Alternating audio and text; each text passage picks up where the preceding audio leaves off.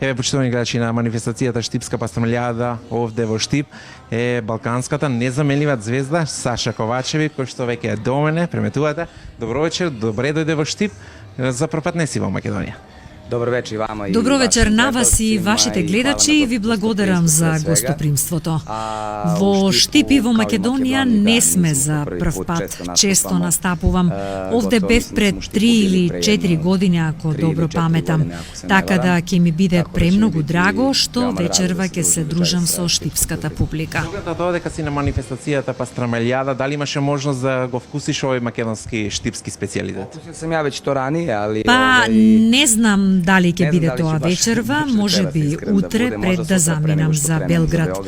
Некако, според мене, подобро е да се јаде толку силен оброк во текот на денот или наутро, сега зависи кој како преферира. Кога зборуваме за македонските јадења, македонските специјалитети, ќе те прашам колку често си дома по кујна, во кујна подготвуваш? Колку често сум во кујна? Колку сум често во куќиња, јел?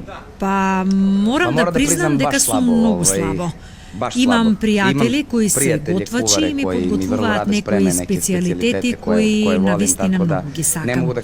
Не можам да кажам дека сам не се снаоѓам, добар сум и искусен во подготвување на паста. Ама се друго што се однесува на месо и други покомплицирани јадења за подготовка, ги препуштам на нив. Неодамна излега двете твои нови песни. Како поминуваат овие теми и можам да забележам дека стилот на музиката е малку подруг во однос на останатите твои песни. Бидејќи досега преферираше балади, сега малку побрз стил. Дали ова ќе значи дека ќе го промениш стилот во следните музички? Па јас секогаш повеќе или помалку експериментирам што се однесува на стилот.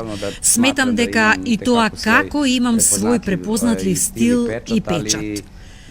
Честопати знам да го менувам стилот, понекогаш брзи песни, понекогаш балади, така да овој пат се одлучивме грешка и срекна во новата љубов да бидат брзи, а и следните мислам дека ќе бидат со побрз ритам.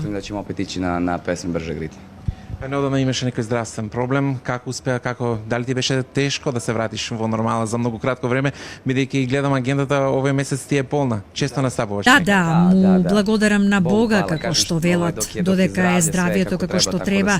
Така да излегов од таа ситуација онака како што се вели победнички. И добро се чувствувам, што е најважно.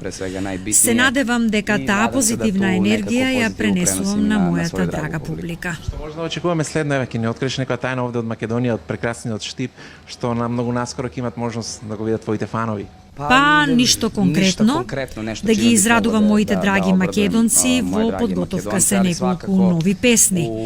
Кога ќе излезат и самиот не знам, бидејќи ние сме големи перфекционисти, така да не брзаме за некоја хиперпродукција и да објавуваме десетина песни годишно.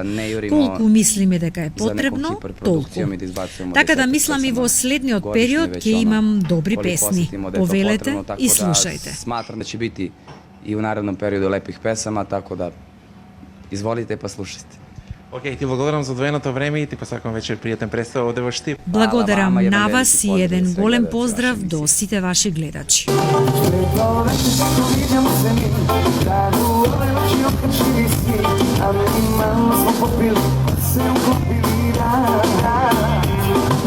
Da li bi do mene statila, samo osmeha si mi uzvratila, rekla možda nekratko bi.